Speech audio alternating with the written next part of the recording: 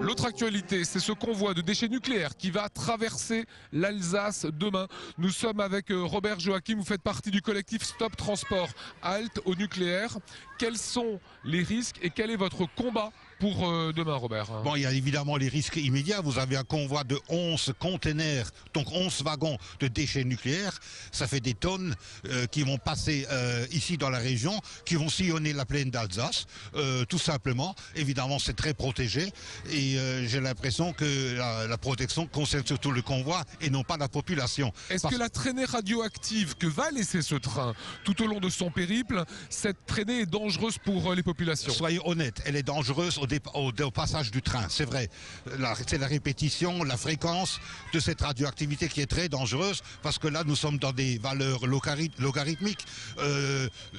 Ça se mesure par centaines de fois la radioactivité, milliers de fois la radioactivité locale. La radioactivité de ce train est 3 fois supérieure à celle provoquée par Tchernobyl. Oui, c'est vrai. Donc, encore une fois, au passage du train. Et malheureusement, dans le train, il y a du monde. Il y a la police embarquée qui va subir cette radiation.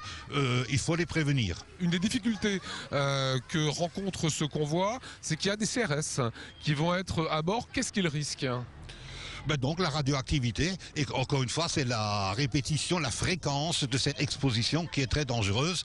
Mais enfin, soyons quand même honnêtes, le grand danger, c'est la radioactivité de Fessenheim, le risque de Fessenheim qui nous pend au nez. Alors vous le savez comme moi, aujourd'hui le nucléaire est indispensable. C'est le retraitement de ces déchets aussi. Qu'est-ce qu'on peut faire? Bon, il y a deux choses. Le retraitement des déchets est indispensable. Il est surtout indispensable aux Français qui construisent des bombes atomiques. C'est pour ça que les Allemands ne le retraitent pas eux-mêmes.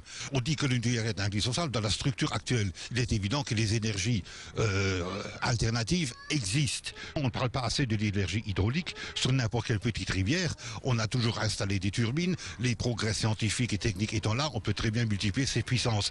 Mais il faut aussi dire surtout qu'une éolienne, actuellement, ça fait polémique. Mais si une éolienne dérange, je la démonte. Je ne peux pas dire pareil pour une centrale nucléaire qui laisse sa radioactivité pendant des millénaires. Vous savez que les Allemands en reviennent puisqu'ils ne sont plus contre le nucléaire maintenant. Ils reviennent temporairement, mais il faut dire qu'en Allemagne, le nucléaire ne représente pas la proportion d'énergie électrique comme chez nous. On en est très loin.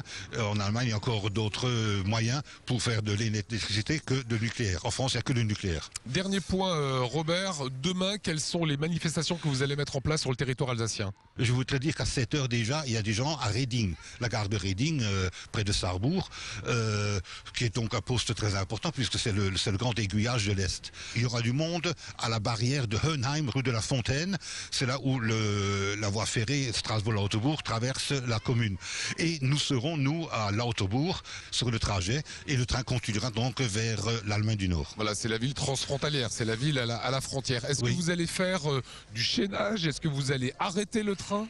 Tout cela ne peut pas se dire. Je voudrais simplement rappeler qu'à quelques centaines de mètres de nous, au dernier train à Lauterbourg, c'est-à-dire il y a exactement 2 ans, et il y a eu un chaînage qui, a bloqué le train pendant 12 heures. Pour dire que ici, l'activité antinucléaire est très importante au sein de la population. Si vous faites ça demain, est-ce qu'il y a un risque de radioactivité pour les populations? Quand un train de ce type est à l'arrêt en permanence dans une gare, il vaut mieux ne pas aller à la gare. Et vous êtes quand même prêt à bloquer le train? Nous serons à la gare, un peu à côté, c'est la barrière à Lauterbourg pour les gens qui connaissent.